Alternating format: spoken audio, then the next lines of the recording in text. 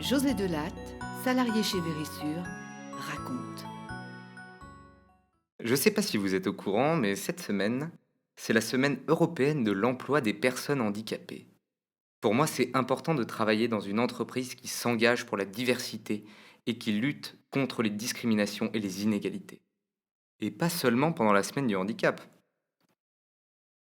Vous vous sentez pas concerné par le sujet? Si je vous disais que une personne sur deux sera au cours de sa vie touchée de près ou de loin par le handicap. Ça laisse à réfléchir, n'est-ce pas? Je ne cherche pas à vous faire peur, rassurez-vous. Je veux juste vous embarquer avec moi pendant une semaine et vous raconter chaque jour une histoire.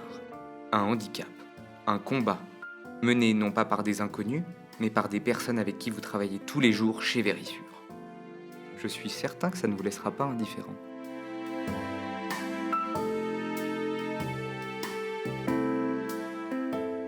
Vous le saviez, vous, que le handicap est la première source de discrimination à l'embauche en France ? Les personnes les plus fragiles et notamment en situation de handicap sont particulièrement exposées et atteignent un taux de chômage de 18%, alors qu'il est de 9% pour le reste de la population. Chez Vérissure, on met les préjugés de côté, on recrute et on retient tous les talents. Moi, je pensais pas avoir de préjugés, mais je me suis rendu compte qu'inconsciemment, et souvent par manque de connaissances, j'en avais finalement quelques-uns. Oh bah ouais, pas la peine de me juger, hein. Vous en avez aussi. Ah si, cherchez bien. Mais les préjugés, c'est quoi au juste? J'ai mené ma petite enquête. Un préjugé, jugé avant, c'est, je cite, une opinion et un sentiment individuel ou collectif, le plus souvent négatif et défavorable à l'égard d'individus associés à une catégorie. Préjugé 1. Avec son handicap, il va être moins performant. Faux.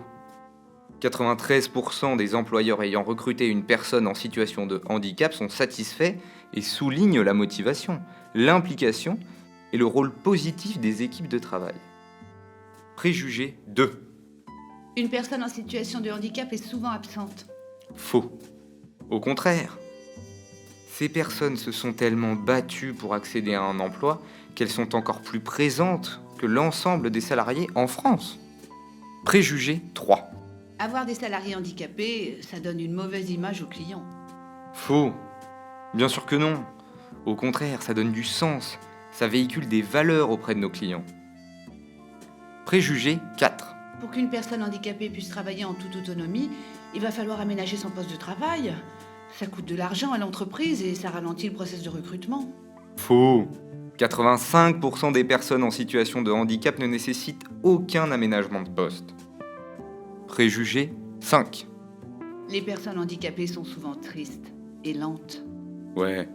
Allez en parler à Mickaël Jérémiaz, porte-drapeau de l'équipe de France aux Jeux de Rio, 4 fois médaillé paralympique, ex-numéro 1 mondial de tennis fauteuil et surtout ambassadeur de Cœur Vérissure.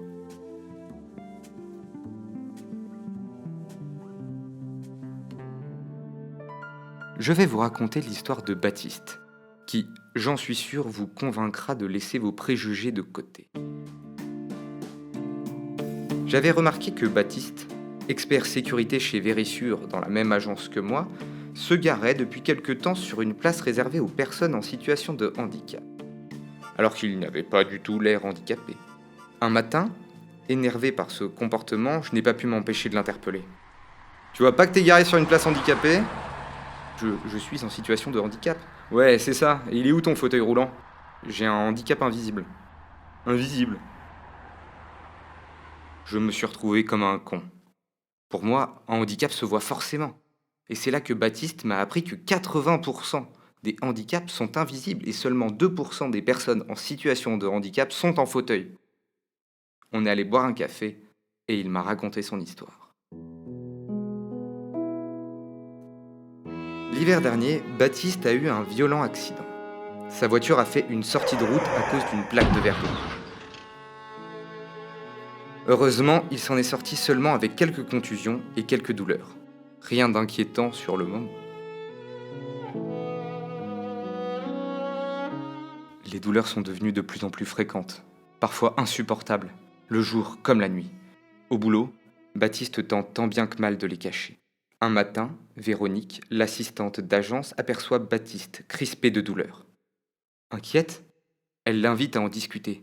Baptiste lui raconte tout, son accident, les douleurs. Je n'ai pas osé t'en parler avant. Je me demandais ce que mes collègues allaient penser, comment mon manager allait réagir.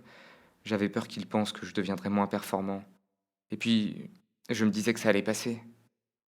Véronique le rassure et l'informe qu'il n'a pas à craindre le regard des autres, car Vérissure est une grande famille qui s'entraide, surtout en cas de coup dur et qui peut l'accompagner. Elle lui conseille d'appeler Fanny, la RH partner qui a l'habitude de traiter ce genre de situation. Baptiste reprend espoir. Il la remercie et se met en relation avec Fanny. J'ai été très touché par l'histoire de Baptiste.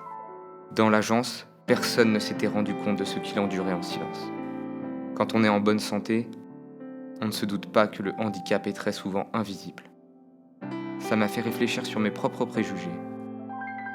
Je me suis excusé auprès de Baptiste de l'avoir accusé de ne pas respecter les places handicapées.